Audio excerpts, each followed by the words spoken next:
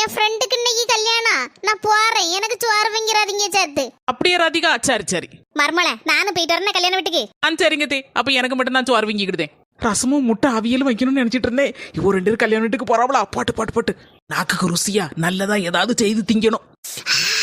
என்ன ஒரு நல்ல வாசனை. எம்மா, பொரோஸ்ல இருந்து அந்த வாசனை வருதுன்னு நினைக்கேன். வாமா போய் பாப்போம். என்ன ராதிகா, கல்யாண வீட்டுக்கு போலியா? இங்க வந்து நிக்க. அது இருக்கட்டா, நீ கோழி குழம்பா கொதிக்கி. ஆமா ராதிகா, நீங்க கல்யாண வீட்டுல சாப்பிடுதேன்னு சொல்லிட்டியோ. சரி, எனக்கும் நாக்கு ருசியா சாப்பிடணும்ல, அதனால ஒரு கோழியை வாங்கி குழம்பு வச்சுட்டேன். ஆமா, உன் உயிர் தோழிக்கு கல்யாணம் எல்லாம் போகலையா? என்ன சொன்னியா? உயிர் தோழியா? அவ கல்யாணமா முக்கியம் எனக்கு.